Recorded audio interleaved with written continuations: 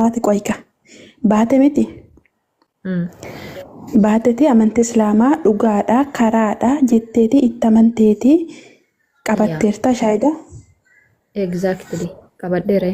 Okay. Eegga qabatte amantii kaleessaa kiristaanummaa keessa turte sani xiqqeessuun irraa sa'uun barbaachisa. Yooman xiqqeessan Yesuus nama lallabuun xiqqeenya obboleessa kotachi keessa irra habeetti obboleettii kotachi keessa irra haadha abbaa kotachi keessa irra gana akka Yesuus nama ta'e jechuudha. Ani baay'ee si dhaga'u ganaan lallabaa.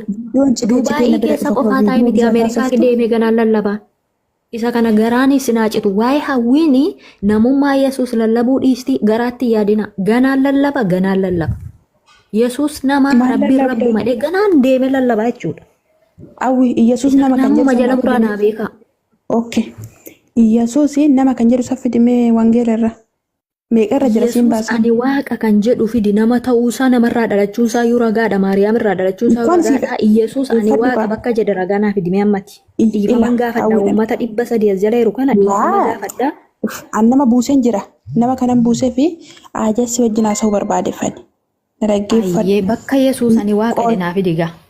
Awwina dhaggeeffadhu. Yesuus Kiristoosii waaqa guutuudha nama guutuudha kana ragaasii kennuu hin danda'a. Garuu Yesuus Kiristoosii dhaggeeffadhu. Yesuus Kiristoosii nama akan jedhu san ragaa naa fidi. Nama guutuu waaqa guutuu jedhaan jirtu ati kunoo. Nama guutuudha. Nama ta'uusaatu ragaa ba'aa jirta kaa. Nama siin hin jenne bar nama guutuu waaqa guutuu. Ayyee maqaa rabbiitti waadaa siifan gala siifan fidaa nama guutuu waaqa guutuu bakka jedhu qofa ragaa naa baasiyam. Geetaa misikkireeno dhugaa waaqayyoo amma si fidaan naa fidi. Baasi fidi. Nama ila hawwii dhaggeeffadhu. Nama ta'uusaa addunyaa guutuutu beeku warri xiksii barreessaa jirtan hin barreessinaa fi xiksiillee ishee naaf idduu ni dur. Xiksii isaa akka namatti namni kamuu hin beekan. Dhaggeeffadhu na dhaggeeffadhu.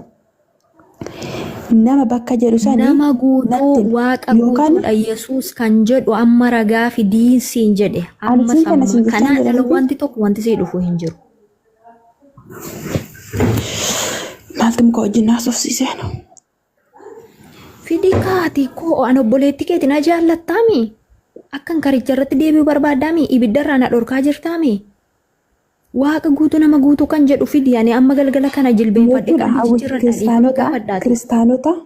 kiristaanota jechuudha baay'ee amantii isaaniitti warra baay'ee ciccimoo ta'an baay'ee dhalootaaf boru waan baay'ee waan gaarii warra kaa'an hedduu of keessaa qabne lubbuun takka baddeef deemteef miin Ingiliis hiika tokko illee nuuf hin qabu garuu immoo jechoota ta'uu san wanta baatee dubbattu san وانت اسلام خيستين قددن امنتي اسلام دين اسلام خيستين قددن نايمه اثنين هجرتن نجاشين رحمن ربي رح هاجراتو جزي رسولنا خنيا امه اشرافا ارجي ازرا مكر ارجي ابشا خيستي امنتي تني ارغو نيك ايبله كافره تريني اسينو isi maala rantan cafaruudha dannasuudha tiktok kana gubbaa cafaruudha kana dhiirummaan teessan naa'ima oromoon tana dhiirummaa ta'e yoon imaanyaa gizee akkasitti islaama gakkaayaan tiktok kanarraa dhiirummaa teessan onnee teessan isa kutte arra onnee teessan isa kutte onnee teessan tun arra isa kutte an kaleen isin duuba dhufe oromoo seenaa teessan hin beeku